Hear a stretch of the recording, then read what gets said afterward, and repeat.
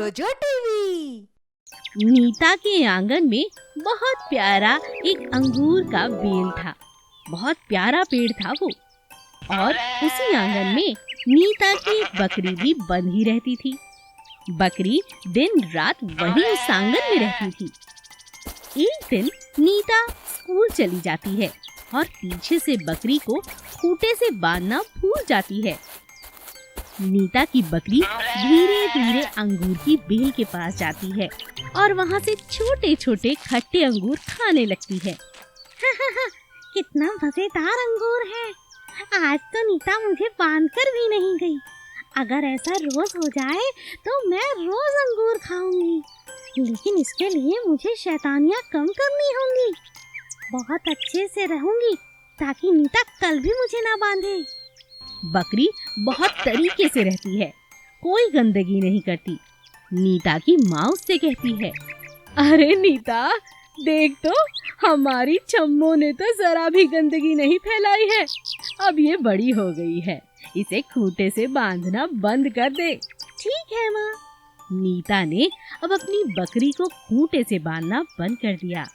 कुछ महीनों के बाद बरसात आती है और अंगूर की बेल बहुत ऊपर चढ़ जाती है।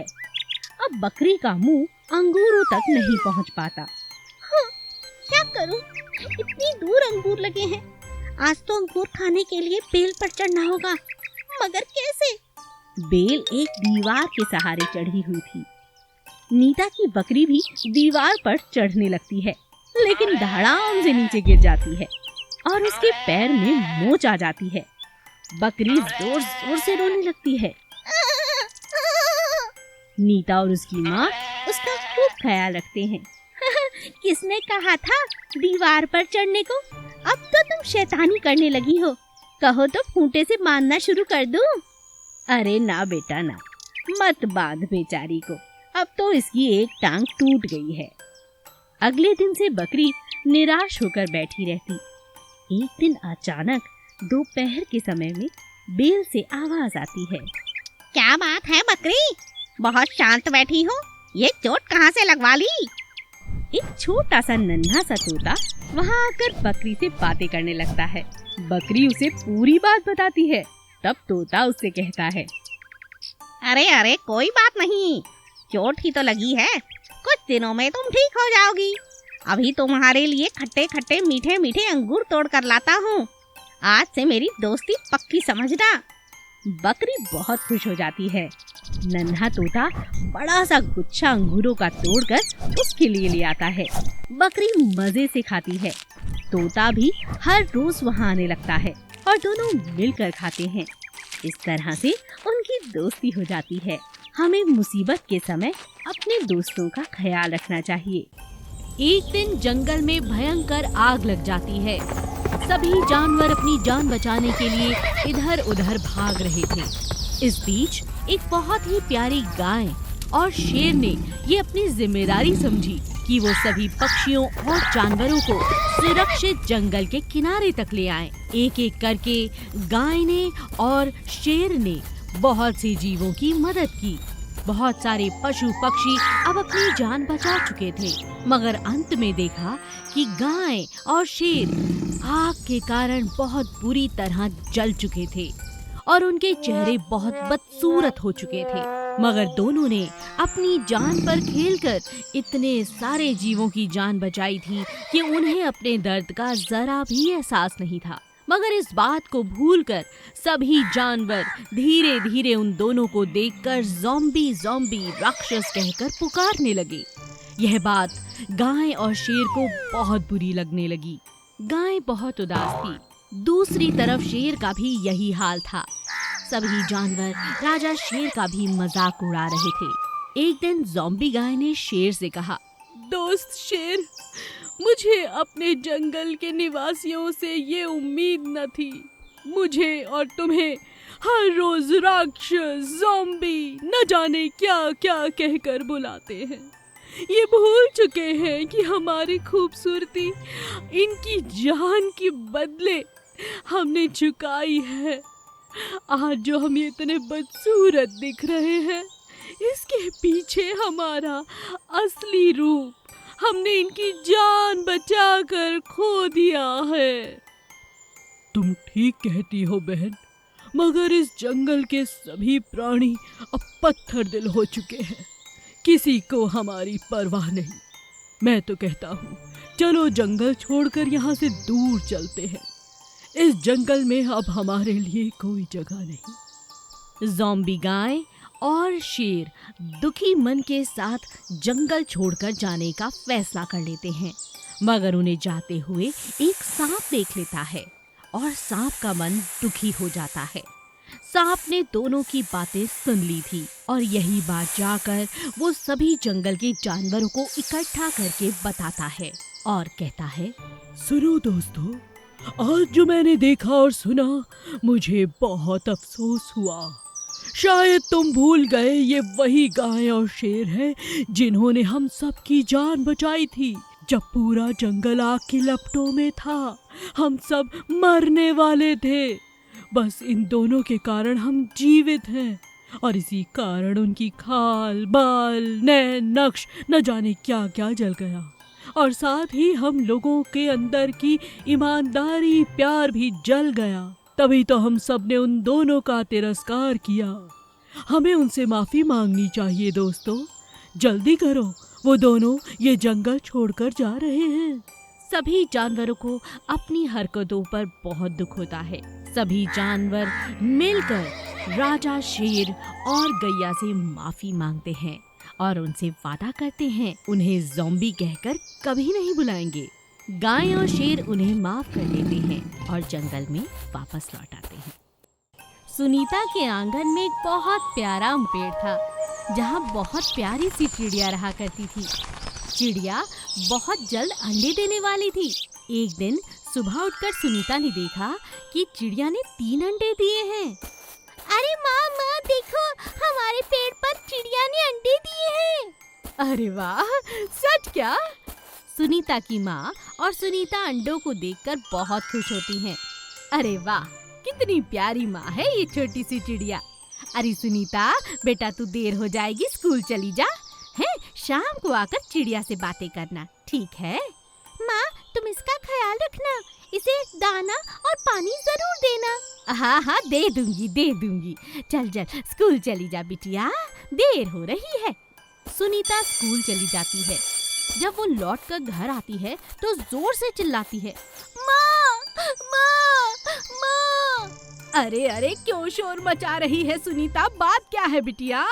अरे घर में घुसी नहीं कि रोना शुरू। अरे कुछ बोलेगी या रोती रहेगी? माँ देखो ना, सुबह चिड़िया ने 3 अंडे दिए थे, अब एक भी नहीं है। क्या कहा? अरे बिटिया, मैंने तो इसे दाना पानी सब दिया था, लेकिन ये अंडे कहाँ गए? अरे मुझे याद आया, दाना देना भूल गई थी, सिर्फ पानी दिया था बिटिया। लगता है कोई चील आकर अंडे खा गया। माँ तुमने ऐसा क्यों किया? चील ऐसा ही करता है, तुम तो जानती हो ना। वो देखो चिड़िया रो रही है। चिड़िया सिसक कर अपने अंडों की याद में रो रही थी। यह देखकर सुनीता और उसकी माँ दुखी हो जाते हैं। सुनीता की माँ सुनीता से वादा करती है, अरे मुझे माफ कर दे बिटिया, घर के काम काज में दाना डालना भूल गई। मुझे लगा अभी देती हूँ। मैंने तो दाने निकाल कर भी रखे थे, बस देना भूल गई बिटिया। तू चिंता ना कर, अगली बार जब ये अंडे देगी ना, मैं इसका बहुत ख्याल रखूंगी। हाँ पक्का ना माँ? हाँ पक्का। कई दिन बीत जाते हैं। एक बार फिर चिड़िया 5 अंडे देती है। इस बार सुनीता की माँ सुनीता से कहती है, अरे देख सुनीता, तेरी चिड़िया ने 5 अंडे दिए हैं मुन्नी। भाई इस बार तो मैं बहुत ध्यान रखने वाली हूँ। सारा काम बाद में निपटेगा, पहले अंडों का ख्याल रखूंगी।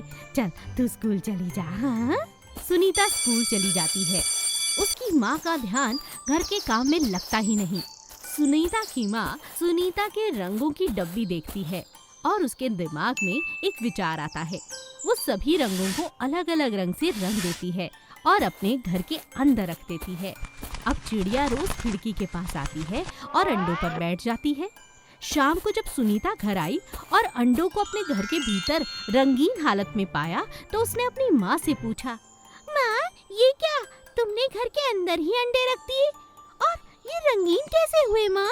अरे बिटिया, इस बार का वादा पक्का है। मैं नहीं चाहती तू जोर जोर से दहाड़ मार कर रोए। ये तुमने बहुत अच्छा किया माँ। हमारे पास अब 5-5 रंगीन अंडे हैं। कुछ ही दिनों में चिड़िया के अंडे फूट जाते हैं और उसमें से छोटे छोटे चूजे बाहर आ जाते हैं। एक बार फिर सबके सब अपने पेड़ पर जाकर रहने लगते हैं और सुनीता और उसकी माँ बड़े आराम से अपने घर में रहने लगते हैं। लोमड़ी और 7 बकरियां। एक जंगल में 7 बकरियां रहती थी। वो सातों हमेशा साथ रहती थी, एक साथ ही घूमती रहती, एक साथ खाना खाती। उन 7 बकरियों की दोस्ती की मिसाल पूरा जंगल देता था। एक दिन एक हाथी ने कहा, अरे बकरियों की टोली कहाँ चली? तुम सबको साथ देखकर मुझे बहुत अच्छा लगता है। शुक्रिया हाथी भाई। और जब बकरियों को सोना होता तो 5 बकरियां सो जाती और 2 पहरा दिया करती थीं, ताकि कोई शिकारी जानवर उन्हें मार न सके। एक दिन एक बकरी ने कहा, अरे सहेलियों, चलो चलो तुम सो जाओ, मैं पहरा देती हूँ। ठीक है, हम लोग सो जाते हैं। उसी जंगल में एक चालाक लोमड़ी भी रहती थी। उसकी नजर इन बकरियों पर हमेशा रहती थी। हाँ, अरे वाह, कितनी मोटी बकरियां हैं। अगर ये हाथ लग जाएं तो अपनी तो पार्टी बन जाएगी, मजा आ जाएगा। लोमड़ी हिम्मत करके बकरियों पर हमला करती है। सहेलियों, आओ मिलकर लोमड़ी पर हमला करें, वरना ये हमें खा जाएगी। लेकिन साथ में बकरियां एक साथ लोमड़ी पर हमला कर देती हैं। इसी कारण वो वहाँ से भाग जाती है। अरे अरे बचाओ बचाओ, भागो भागो यहाँ से। लोमड़ी बकरियों से पिटकर दुम दबाकर वहाँ से भाग जाती है, लेकिन वो अभी भी बकरियों को मारने की योजना बनाती रहती है। इन बकरियों ने मुझसे पंगा लिया है, इन्हें मैं नहीं छोड़ूंगी। लोमड़ी छुप छुप कर उनका पीछा करती है। एक दिन बकरियों के बीच पेड़ की टहनी के हरे पत्ते खाने को लेकर कहासुनी हो जाती है। अरे ये क्या कर रही हो? ये पत्ता मेरा है। तुम इसे क्यों छेड़ रही हो? ये मेरा है, ये मैंने तोड़ा है। मुझे हरे पत्ते पसंद हैं, ये मेरा है। तभी वहाँ बड़ी बकरी आ जाती है और उन्हें समझाती है कि आपस में लड़ना सही बात नहीं। लेकिन वो तीनों बकरियां झुंड से अलग होकर चलने लगती हैं। लोमड़ी को तो इसी बात की तलाश थी। हाँ, कितने दिनों तक साथ रहती, देखा हो गया झगड़ा। आज लूंगी इनसे अपना बदला। एक एक कर इन तीनों को खा जाऊंगी, किसी को नहीं छोड़ूंगी। आज तो मेरे लिए बहुत अच्छा दिन है। चलो इनका शिकार करती हूँ, इनकी इस लड़ाई का फायदा उठाती हूँ। इस बात का फायदा उठाकर लोमड़ी उन पर हमला कर देती है। तीनों बकरियां एक दूसरे से नाराज थीं, इसीलिए एक दूसरे की तरफ देखती भी नहीं, और इसी बात का फायदा लोमड़ी उठाती है। एक एक करके वो तीनों बकरियों को खा जाती है। और फिर बाकी बकरियां यह सब देखकर हैरान रह जाती हैं और समझ जाती हैं कि हमेशा एकता में ही बल होता है। लड़ झगड़ कर कोई फायदा नहीं, अपना नुकसान हो सकता है। भूमिगत शेर। एक घने जंगल में एक शेर बहुत आतंक मचा रही थी। वह हर रोज किसी न किसी जानवर को खा जाती थी। वह जंगल का राजा था, इसीलिए कोई कुछ भी नहीं बोल पाता था। सभी जानवर जैसे कि बंदर, हाथी, हिरन और घोड़ा डर के मारे रोज घबराते थे। उस शेर से सभी जानवर छुटकारा पाना चाहते थे। ये सब बातें करने के लिए एक दिन सभी जानवर मीटिंग लगाया। उस मीटिंग में सबसे पहले हाथी ने ऐसा बोला, हम सब इधर इकट्ठा हुए हैं, इसकी वजह सबको मालूम है ना। हमें उस दुष्ट राजा शेर को किसी भी तरह मारना है। तभी सभी जानवर एक दूसरे को देखते हैं और बंदर ने ऐसा बोला, हाथी जी, हमें शेर को मारना नहीं है, बस उसे पता चलना है कि हमको भी जीने का हक इतना ही है जितना उसको है। ऐसा कोई प्लान हो तो बताओ। हिरन, खरगोश और घोड़ा भी बंदर के बातों से सहमत होते हैं। फिर हाथी एक प्लान सोचती है, अरे मेरे पास एक उपाय है, क्यों ना हम एक भूमिगत सुरंग खोदें। हम सब मिलकर एक जगह एक बड़ा सा सुरंग खोदते हैं। उसके बाद हम शेर को बुलाएंगे और एक तरफ से अंदर किसी भी तरफ बुलाते हैं। फिर उसके बाद हम दोनों तरफ से सुरंग को बंद कर देते हैं। लेकिन वो सुरंग खोदेंगे कैसे? तभी बंदर बोलता है, अरे दोस्तों, मुझे एक आदमी मालूम है जो ये काम कर सकता है। वो आदमी एक सर्कस कंपनी में काम करता है, उसे मैं बुलाता हूँ और वह हमें मदद कर सकता है। ऐसा बोलकर बंदर उस सर्कस वाले आदमी को मिलता है और सारी बात बताता है। सर्कस वाला भी खुश हो गया कि उसे एक शेर मिलेगा। तुरंत वह बंदर के साथ जंगल जाकर एक जेसीबी और क्रेन से बड़ा सा सुरंग खोदते हैं। उसमें सारे जानवर जा सकते थे। तभी खरगोश शेर के पास जाता है और ऐसा बोलता है, शेर राजा, आज जल्दी मेरे साथ चलिए। आपको मैं एक बड़ा सा शिकार दिखाऊंगा। उसे खाकर आप 10 दिन बिना कुछ खाए रह सकते हैं। वो शिकार उतना बड़ा है। ठीक है, चलो। अगर वहां पर शिकार नहीं तो मैं तुमको खा जाऊंगा, ठीक है? खरगोश शेर को ले जाकर सुरंग दिखाई और बोली कि शिकार अंदर है। जब शेर अंदर गया तो देखता है कि वहां पर हाथी सुरंग के उस पार है। अरे वाह, कितना बड़ा शिकार है। रुको हाथी, मैं आ रहा हूं। ऐसा बोलकर शेर हाथी के लिए दौड़ने लगा, लेकिन तभी हाथी सुरंग के उस पार से बाहर निकल जाता है। तभी एक तरफ से बंदर और दूसरी तरफ से सर्कस का आदमी उस सुरंग को बड़े पत्थर से बंद कर देते हैं और ऐसा शेर अंदर सुरंग में कैद हो जाती है। उसके बाद सर्कस वाले शेर को बंद करके लेके जाते हैं। सारे जानवर बंदर और हाथी को धन्यवाद बोलते हैं और खुशी खुशी से जंगल में रहने लगे। एक बिल में टुन्नू खरगोश का परिवार रहा करता था। टुन्नू की एक बीवी और 4 बच्चे थे, जिनके नाम थे मोनू, रिंकू, चीकू और भोलू। टुन्नू का एक बहुत बड़ा खेत था जिसमें वो सब्जियां उगाया करता था। एक दिन जब टुन्नू खेत में काम करने जा रहा था तो मुन्नू ने उसे रोका और कहा, पापा, क्या आप खेत से मेरे लिए एक गाजर लेकर आ सकते हो? टुन्नू अपने बेटे की बात सुन हंसने लगता है। हाँ मेरे प्यारे बेटे, जरूर। मुन्नू खुश हुआ। टुन्नू भी खुशी से खेत में गया और अपने बेटे के लिए शाम को बहुत सी गाजरें लेकर आया। मुन्नू को खुश देखकर उसके भाई रिंकू और चीकू भी अगले दिन अपने पापा के पास गए और कहने लगे, पापा, क्या घर आते वक्त हमारे लिए 4 मूली लेकर आ सकते हो? क्यों नहीं बेटा, मैं जरूर ले आऊंगा।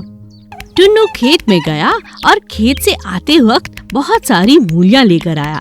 बच्चे मूलियां खाते हैं और बहुत खुश हो जाते हैं। बेचारा भोलू अपने पापा से कुछ मांगने की हिम्मत ही नहीं कर पाता, क्योंकि वो अपने पापा से बहुत डरता था। जैसा उसका नाम था ऐसा ही उसका व्यवहार भी था। वो मन से बहुत भोला था, इसीलिए भोलेपन में अपने मन की बात कभी नहीं कर पाता था। मुझे टमाटर खाने का बहुत मन कर रहा है। मेरे सभी भाइयों ने पापा से कुछ न कुछ मंगवाया, लेकिन अगर मैं कुछ मंगवाता हूँ तो मुझे डांट पड़ सकती है। मुझे डांट पसंद नहीं, कहीं पिताजी नाराज हुए तो? टुन्नू ने भोलू को ये कहते हुए सुन लिया। अगले दिन खेत से बहुत सारी सब्जियां, बहुत सारे फल और बहुत सारे टमाटर खास तौर पर भोलू के लिए लेकर आया। ये लो बेटा, मैं तुम्हारे लिए टमाटर, इतने सारे फल, इतनी सारी सब्जियां बस तुम्हारे लिए लाया हूँ। खाओ, अपने भाई बहनों को भी खिलाओ। यह देखकर भोलू बहुत खुश हुआ। आपको मेरे मन की बात कैसे पता चली? मैं तुम्हारा पापा हूँ। भोलू ने भी अपने पापा को गले लगा लिया और मजे से टमाटर और सब्जियां खाने लगा। एक बड़े से अमरूद के पेड़ पर गौरैया चिड़िया अपने अंडों के साथ रहती थी। एक एक करके चिड़िया के अंडे बाहर आने लगे। चिड़िया यह देखकर बहुत खुश थी। उसके प्यारे प्यारे चूजे उसे और प्यारे लगते थे।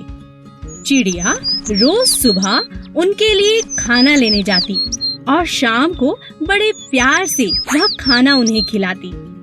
धीरे धीरे चिड़िया के बच्चे बड़े होने लगे और वह अपने लिए खाना भी ढूंढने लगे। कई दिन बीत जाने के बाद भी एक अंडे में से चूजा अभी तक बाहर नहीं निकला था। चिड़िया को इस बात से बहुत चिंता होने लगी और वह कोयल के पास मदद के लिए गई। बहन कोयल, बहुत दिनों से मेरे अंडे बाहर आ चुके हैं। लेकिन उनमें से एक अंडे में से चूजा बाहर नहीं आया। मैं क्या करूं? मुझे बहुत चिंता हो रही है। ऐसा तो मैंने भी कभी नहीं देखा। ऐसा तो मैंने भी कभी नहीं सुना बहन। चलो स्वामी जी के पास चलते हैं।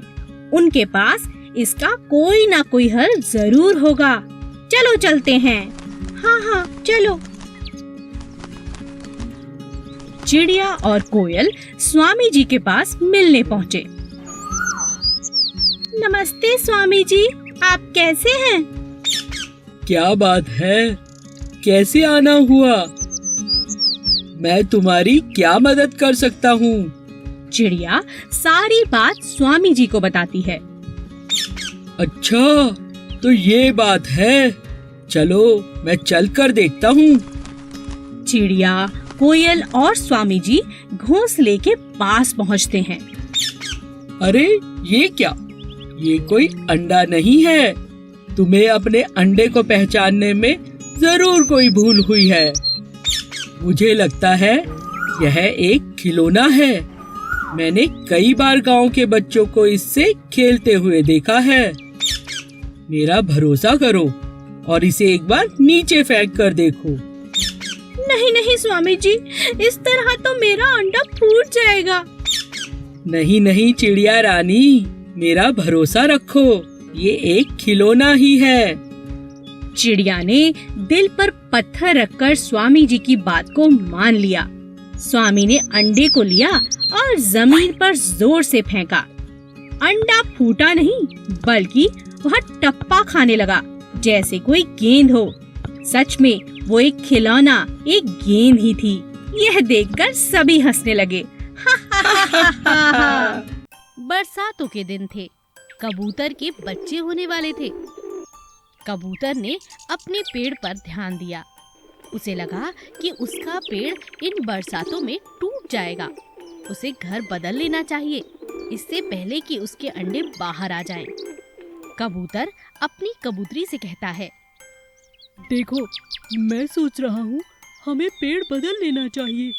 चलो एक नए पेड़ की तलाश करें। इन बरसातों में जरूर हमारा ये पुराना घर टूट सकता है। आप ठीक कहते हैं, चलिए।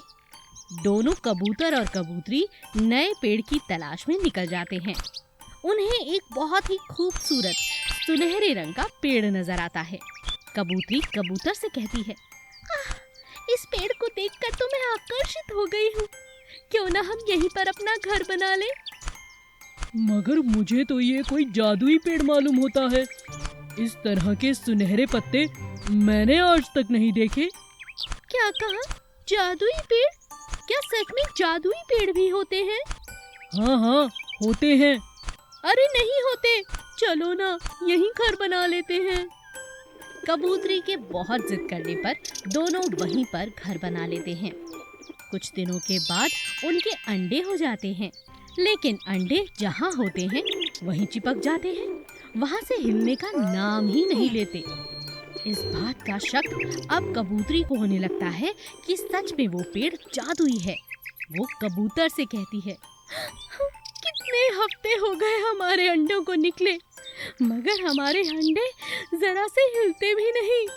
मुझे तो शक है तुम्हारी बात सच है, ये पेड़ जादुई है। क्या कहा?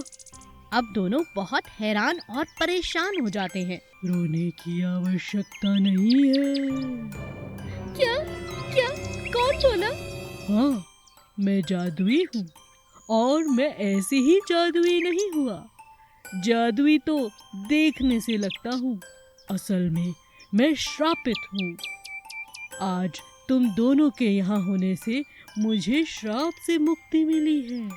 तुम्हारे अंडे मुझसे चिपक नहीं गए हैं। ये तो मुझे मेरे इस श्राप से मुक्त कराने में मदद कर रहे हैं। कल सुबह मैं अपनी पुरानी अवस्था में आ जाऊंगा और तुम्हारे अंडों से चूजे निकल आएंगे। सच में? हाँ, मैं तुम दोनों का आभारी हूँ। ठीक है, मुझे आपकी बात पर विश्वास है। कबूतर और कबूतरी पूरी रात सोते नहीं, अगली सुबह का इंतजार करते हैं। और सुबह होते ही पहली किरण पड़ते ही चूजे बाहर आ जाते हैं और पेड़ एकदम हरा भरा हो जाता है। छोटा चूजा। एक दिन मुर्गी अपने 3 छोटे छोटे चूजे लेकर दाना चुग रही थी। तभी उसने देखा एक चूजा बड़े से गड्ढे में जा गिरा। अरे ये क्या हुआ? मेरा बच्चा, ये तो अभी बहुत छोटा है, अब इसे बाहर कैसे निकालूं? मुर्गी जोर जोर से चिल्लाने लगी। तभी उसका मालिक वहां आ गया। अरे क्यों चिल्ला रही हो? क्या बात है? फिर उसने देखा कि छोटा सा चूजा गड्ढे में गिरा पड़ा है। उसने बड़े प्यार से उसे बाहर निकाला और उस गड्ढे को हमेशा के लिए बंद कर दिया। मुर्गी अपने मालिक को बहुत पसंद करती थी, क्योंकि वह हमेशा उसका अच्छे से ख्याल रखता था, कभी कोई कमी रहने नहीं देता था।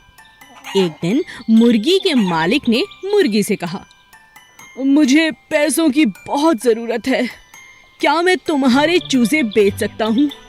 तुम्हें बुरा तो नहीं लगेगा ना? मुझे पैसों की बहुत ज्यादा जरूरत है मुर्गी। हाँ, बेच दीजिए मालिक। मुर्गी ने भारी मन से हाँ कर दी और मालिक ने चूजे बेच दिए। चूजे बेचकर उसे बहुत अच्छे दाम मिले।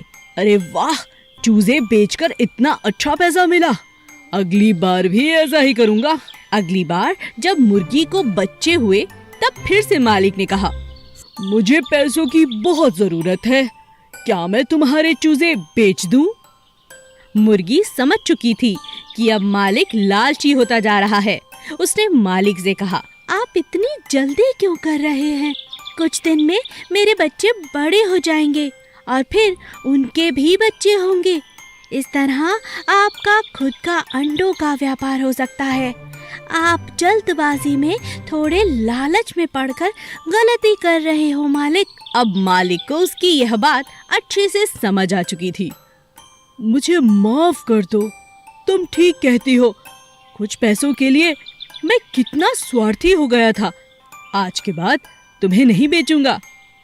इस तरह मुर्गी ने अपनी और अपने बच्चों की जान बचा ली। बुद्धिमान चूहा और राक्षस। एक समय की बात है, एक चूहा जंगल में भोजन की तलाश में जा रहा था कि तभी उसके सामने एक लोमड़ी आ गई। अरे वाह चूहे, मुझे बहुत भूख लगी है, आज तुम्हारा ही भोजन करूंगी। नहीं नहीं, मुझे मत खाओ। यहाँ पास में ही एक बहुत भयानक जानवर रहता है, वो मेरा दोस्त है। उसके पूरे शरीर में बाल ही बाल हैं, लंबे लंबे दांत हैं। अगर तुमने मुझे कुछ किया तो वो तुम्हें मार देगा। लोमड़ी डर गई और अपनी गुफा में वापस चली गई। चूहा मजे से धीरे धीरे चलने लगा। उसका यह उपाय बहुत काम का था। रास्ते में उसे उल्लू मिला। अच्छा हुआ तुम आ गए, आज मैं तुम्हें खाऊंगा। नहीं नहीं, मुझे मत खाओ। अगर तुमने मुझे कुछ किया तो जिस पेड़ पर तुम रहते हो वहीं मेरा दोस्त आकर अपने बड़े दांत और नाखूनों से तुम्हें मार डालेगा। उल्लू सुनते ही अपने पेड़ पर चला गया और डर गया। आगे चलकर चूहे को ठीक वैसा ही राक्षस मिला जिसके बारे में उसने उल्लू और लोमड़ी को बताया था, और वह बहुत बुरी तरह डर गया। अरे इतना भयानक राक्षस, भगवान मेरी मदद करो। हा हा हा, अब मैं तुम्हें खा जाऊंगा। मुझे खाने की सोचना भी मत, मैं जंगल का राजा हूँ। मुझे खाकर कोई फायदा नहीं। मुझसे सब कितना डरते हैं जानते हो? हा हा हा, तुमसे कोई डरता है? दिखाओ मुझे, कौन डरता है तुमसे? आओ मेरे साथ। उस राक्षस को चूहा अपने साथ लेकर उल्लू के पेड़ के पास पहुंचा। चूहे और राक्षस को साथ देखकर उल्लू बहुत डर गया और यह देखकर राक्षस बहुत हैरान हुआ। आगे चलकर लोमड़ी की गुफा आई और चूहे ने कहा, लोमड़ी बाहर निकलो, मेरा दोस्त तुमसे मिलना चाहता है। जैसे ही लोमड़ी बाहर आई, राक्षस को देखकर वह डर गई और राक्षस को लगा कि यह चूहे की करामात है, चूहे का खौफ है। राक्षस बहुत बुरी तरह से डर गया और वहां से भाग गया। अपनी बुद्धिमानी से लोमड़ी, उल्लू और राक्षस सबसे बच गया छोटा सा चूहा।